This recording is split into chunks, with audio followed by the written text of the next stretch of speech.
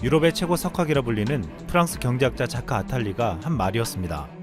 자크 아탈리는 지난 20일 KBS의 인터뷰에서 한국이 선택한 방식이 옳았다며 중국 봉쇄만이 답이 아니라는 것을 한국은 전 세계에 강하게 알리지 않았다고 했습니다. 그러면서 한국은 마스크 착용, 진단검사, 역학조사가 중국처럼 봉쇄하는 것보다 훨씬 좋다고 말해줬어야 한다고 말했습니다. 이런 발언에 한국의 한 네티즌은 프랑스를 포함한 유럽의 선진국들은 한국과 아시아를 무시하는 자세를 보였고 말을 듣지 않았다고 하면서 떡을 줘도 받아먹을 자세가 안 되어 있었다라고 말했습니다. 실제로 유럽의 국가들은 한국에서 마스크를 써야 한다며 대란이 일어났을 때 조롱하기도 했고 마스크는 감염 예방에 아무런 도움이 안 된다고 주장하기도 했습니다. 결국 이제 대부분의 유럽 국가들이 마스크를 써야 한다고 말하고 있습니다. 20일 전세계 확진자가 520만 명에 가까웠다고 보도되었는데 확진자가 가장 많은 미국이 160만 명을 넘었고 유럽의 스페인이 28만, 영국이 25만, 이탈리아가 23만, 프랑스가 18만의 확진자가 나왔습니다. 한때 중국 다음으로 많은 확진자를 기록했던 한국은 22일 11,122명을 기록하며 확진자 순위가 2위에서 45위로 내려왔습니다. 많은 전문가들은 이를 보고 한국이 놀라운 기적을 보여줬다고 했는데 더욱 놀라운 건 치명률이었습니다. 각국의 인구 100명당 생명을 잃은 사람을 비교하는 그래프는 놀라웠습니다. 스웨덴이 6명, 영국이 5.7명으로 가장 많았는데 한국은 불과 0.1명 미만에 불과했습니다. 유럽에서 스웨덴과 영국은 사태 초기의 집단 면역으로 감염병을 극복할 수 있다고 말해왔는데 이들 국가에서 피해가 가장 크다는 것이 입증되고 있습니다. 한때 전체 인구 70% 이상이 항체가 생겨서 집단 면역 효과로 이겨낼 수 있다고 주장한 스웨덴은 21일 조사 발표에서 스톡홀름 인구의 7.3%만이 항체를 가지게 되었다고 했습니다. 이 때문에 그동안 무모한 방식을 주장해왔다고 비판받았으나 그럼에도 스웨덴 정부는 이 덕분에 코일9가 재유행하면 피해가 최소화할 것이라고 주장하며 강행하겠다고 하고 있습니다.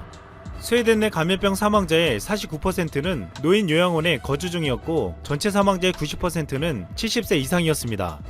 안데르스 텍네 스웨덴 공공보건청장은 지난 3월 남유럽에서 감염병이 본격적으로 번지기 시작할 때 이탈리아, 스페인은 3대가 함께 사는 대가족 체제라 손자 손녀를 통해 노인들이 많이 감염됐지만 노인들이 따로 살고 있는 스웨덴에서는 이야기가 다르다며 큰소리쳤습니다. 하지만 현실은 달랐습니다. BBC는 병원 시설이 부족한 스웨덴이 고령자를 병원으로 옮기는 것을 제한하고 회생 가능성이 상대적으로 높은 젊은 사람들만 치료했다고 보도했습니다. 이 때문에 일각에서는 스웨덴도 일본처럼 경제적 부담이 되는 노인 인구를 줄이려고 하는 게 아니냐는 비판의 목소리가 터져 나오고 있습니다. 결국 이러한 결과는 대규모 검사와 추적과 격리를 통한 한국의 방법이 옳았음을 보여주고 있습니다. 많은 전문가들은 올 가을과 겨울에 전 세계적으로 재유행이 다시 올 수 있다고 경고하고 있습니다. 이에 1차 유행 때처럼 한국처럼 대응하지 못하고 완전히 뚫린 미국과 유럽의 선진국들은 발빠르게 한국의 방식을 도입하고 있습니다. 애플과 구글이 감염 환자의 접촉을 자동으로 추적하는 소프트웨어를 출시했다고 20일 보도되었습니다. 이 소프트웨어는 근거리 무선 통신 기술인 블루투스를 이용해 사람들이 서로 어울리고 만난 데이터를 축적해뒀다가 양성 판정을 받은 사람이 나오면 이 감염자와 최근 접촉한 사람들에게 이런 사실과 함께 검사를 권유하는 통지를 보내는 것입니다. 애플과 구글은 이 기술을 자동 노출 통지라고 명명하고 22개 나라와 미국의 일부 주가 이미 이 소프트웨어를 활용한 앱을 기획하고 있다고 밝혔습니다. 이미 동선 추적 앱과 정보 공개를 통해서 감염 확산을 막았던 한국의 앱을 따라서 미국의 거대 글로벌 기업들이 앱을 만들고 미국을 포함한 유럽 국가들이 이를 시행하겠다고 하고 있는 것입니다. 한때 집단 면역을 주장하다가 피해가 커지자 정책을 바꿨던 영국은 한국의 접촉자 추적 시스템이 훌륭하다며 6월 1일부터 이를 구축해서 시행하겠다고 했습니다. 영국은 발병 초기에 한국과 같이 검사와 추적, 격리 전략을 펼치다가 확진자가 폭증하자 이를 포기한 바 있었습니다. 그래서 이번에는 제대로 한국과 같은 시스템을 만들겠다고 하고 있는 것입니다. 영국은 구체적으로 2만 5천 명을 채용해 하루 10,000명 수준의 확진자가 접촉한 이들을 추적할 수 있는 역량을 갖추겠다고 했습니다. 미국은 50개 주가 경제 재가동에 들어가자 확진자가 급증하며 재확산의 우려가 나오고 있습니다. 현재 미국에선 대규모 실직 사태가 9주 연속 계속되며 지난주에는 244만 명이 실업수당을 신청했다고 했습니다. 미국은 경제적 피해가 최고조에 이르자 시민들이 시위를 하고 나섰고 미국 정부는 어쩔 수 없이 봉쇄를 풀어버린 것입니다. 지난 19일 트럼프는 확진자가 152만 명을 넘어섰다며 이것은 영광의 배지라고 자축했습니다. 가장 많은 확진자가 나왔음에도 이를 자랑하자 미국 전역에서 분노의 목소리가 나왔습니다. 그러자 트럼프는 미국도 한국, 독일만큼만 검사했다면 환자 수가 매우 적었을 것이라고 했습니다. 트럼프는 한국의 방식을 따라했지만 너무 늦었습니다. 그리고 책임을 돌리기에 바빴습니다. 중요한 것은 검사 수를 늘리는 것은 확진자 수를 줄이기 위한 것이었다는 것입니다. 최근 미국인 3명 중 2명은 한국과 독일의 자국보다 감염병에 대응을 더 잘했다고 생각하는 것으로 나타났습니다. 20일 BBC는 미국 여론조사 업체 피 리서치 센터가 조사한 결과 응답자 66%가 한국과 독일이 잘했다 혹은 아주 잘했다고 생각한다고 답했습니다. 한국과 독일과 정반대로 중국과 이탈리아의 대응에 대해선 응답자 60%가 미흡 혹은 형편없다고 평가했습니다. 많은 전문가들은 이번 감염병 사태가 쉽게 종식되지 않을 것이라고 보고 있습니다. 최근 대부분의 국가들에게서 확산세가 줄어들고 있지만 올가을에 또다시 재유행이 벌어질 것이라고 전망하고 있습니다. 많은 국가들은 그때는 감염병에 지지 않겠다며 한국의 방식을 따르겠다고 말하고 있습니다. 5월 29일 일본 도쿄 도심에 갑자기 전투기 6대가 20분 동안 시민들의 머리 위에서 굉음을 내면서 요란한 라이브쇼가 펼쳐졌습니다. 뜬금없이 고개 비행으로 충격을 받은 시민들은 앞뒤 사실을 알고 싶어 했고 언론에서는 내막을 추적했습니다.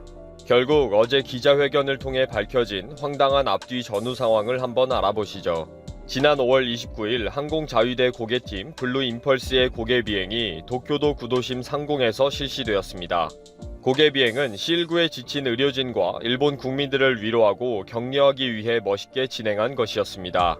6기를 한 편대로 해서 도쿄 도심으로 깊숙이 들어와서 도쿄 스카이트리, 도쿄역, 방위성, 도청 등의 상공을 비행했습니다. 주로 자위대 중앙병원과 도립병원 등 C19 환자를 주로 치료하는 병원 상공을 통과하는 비행 경로였습니다. 고도 4,000피트의 저공 비행으로 오후 12시 40분부터 약 20분 정도 비행했습니다. 블루 임펄스가 도심 상공에서 고개 비행을 실시한 것은 1964년 도쿄올림픽 개막식과 2014년 5월 31일 국립경기장 작별 이벤트에 이어서 세 번째입니다. 상당히 낮은 저공에서 엄청난 굉음을 내면서 위험한 고개 비행을 했기 때문에 일본 국민들에게는 놀랍다, 보기 좋다, 웅장하다, 화려하다, 대단하다 등 반응이 뜨거웠습니다. 물론 무서웠다, 위험했다 라는 반응도 상당했고요. 사실 이렇게 C19 사태에 갑자기 고개 비행이 진행된 것은 지난 4월 미국에서 처음 펼쳐졌습니다. 지난 4월 28일 미국 해군 블루 엔젤스와 공군 썬더버드 등 특수 비행단 전투기들이 뉴욕과 필라델피아에서 고개 비행을 했습니다. C19에 지친 의료진과 시민들을 위로하기 위해 합동 비행을 한 것입니다. 블루 엔젤스의 F-18 호넷 전투기 6대와 썬더버드의 F-16 펠콘 전투기 6대가 각각 동원되었습니다. 뉴욕에서는 수많은 미국 시민들이 허드슨 강변에 나와서 강변을 보면서 환호했습니다. 비행단은 워싱턴 DC 등 여러 도시에서도 비행을 이어갈 계획이라고 밝혔습니다. 사실 보기에는 화려하게 보이지만 훈련 과정과 고개 비행은 상당히 위험하기 때문에 신중하게 진행이 되어야 하는 것입니다. 급히 서두른다고 될 일이 아예 아닌 거죠. 그러다 보니 5월 17일에는 캐나다에서 미국처럼 고개 비행을 하면서 국민들을 응원하던 캐나다 공군기 한 대가 갑자기 추락해서 조종사 한 명이 그 자리에서 불행한 일을 당한 사고가 발생했습니다. 캐나다 공군 고개 비행팀 스노버드 소속 항공기가 비행 중에 갑자기 인근 주택가로 추락한 것입니다. 이렇게 쉽지 않은 고개 비행이 차분한 연습 비행과 철저한 계획이 없이 이루어진다는 것은 상상할 수가 없는 위험한 일인 거죠. 그러다 보니 구경거리로서는 좋았지만 뜬금없는 고개 비행으로 시민들이 많은 피해를 입기도 했고 결정 과정에 대한 의심도 상당했습니다. 도대체 뜬금없이 갑자기 무슨 고개 비행인가 라는 여론이 상당했던 것입니다. 도대체 언제 결정이 되었고 그 예산은 얼마인지가 문제가 되었습니다. 도대체 누구 아이디어에서 나와서 도쿄 도심에 갑자기 저렇게 요란스럽게 고개 비행을 하는가 모두들 궁금해했습니다. 영화계의 히로시 감독은 이런 갑작스런 고개 비행에 대해 의료진에게 감사를 전하는 고개 비행보다는 열악한 환경에 놓여 있는 의료진들에게 경제적 지원이 먼저 시급하다 라면서 트윗을 남기기도 했습니다.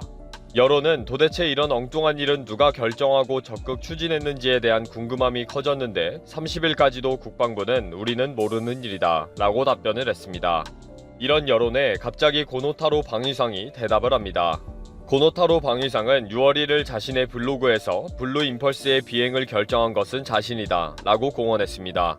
그리고 비행의 마지막 부분에 영어 단어로 TU를 그린 것 같았는데 땡큐를 의미하는 것이냐 라는 질문에 서부 영화를 언급하는 수수께끼 답변을 합니다.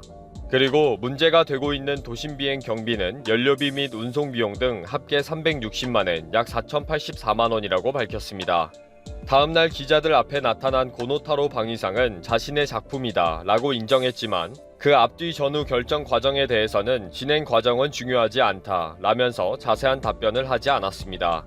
이러한 고노의 기자회견에 대해 정확한 과정 설명은 민주주의 기본이다. 왜 이런 쇼를 지금 하게 되었는지와 결정 과정과 예산 등을 밝혀라 라는 여론도 계속 있었습니다.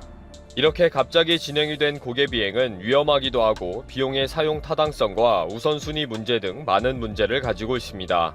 그럼에도 불구하고 2일 기자회견에서 고노타로 방위상은 전국에서 요청이 있다. 두 번째 비행을 준비 중이다. 라는 계획도 밝혔습니다. 그러면서 이번에 미국에서 C-19를 격려하는 고개 비행을 뉴욕 등에서 하는 것을 TV에서 보고 따라한 것이며 자신이 적극적으로 제안하고 추진했다고 했습니다.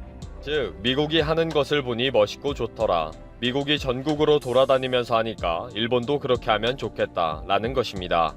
지금 상황은 고노타로가 일본도 미국처럼이라는 깊은 환각에 빠져있는 상태인지라 그 누구도 뜯어 말릴 수가 없을 정도입니다. 언론에서는 왜 지금 이 시점에 갑자기 위험한 고개 비행을 전국적으로 하려고 하는지 따져 묻고 있는데 아베 정부와 고노타로 방위상은 눈만 끔뻑거리고 있습니다. 이러한 고개 비행의 위험성은 직접 조종관을 쥐고 있는 파일럿의 인터뷰에 절절히 표현되어 있습니다. 블루 임펄스 팀 사토 타카이로 파일럿은 시속 800km에서 옆에 기체와의 거리는 불과 90cm에 불과하다. 무서운 뿐이다. 착륙하면 식은땀이 난다. 라고 말할 정도로 위험한 비행이라고 인터뷰를 했습니다. 지금 일본은 오늘 다시 도쿄도가 비상사태를 선포할 정도로 상황이 좋지 않습니다. 그동안 제대로 된 PCR 테스트와 격리와 치료가 체계적으로 이루어지지 않았기 때문에 많은 상황이 숨겨져 있습니다. 일본 국민들도 불안한 마음에 항체 검사라도 받아보려고 별의별 수를 다 쓰는 와중에 무슨 전국적으로 고개 비행을 한다는 것인지 그 꿍꿍이 속을 알 수가 없습니다. 목숨 걸고 조종관을 잡는 파일럿이나 바로 머리 위에서 그 위험한 고개 비행을 목숨 걸고 봐야 하는 일본 국민들이나 뭐 하는 것인지 참 희한한 사람들입니다.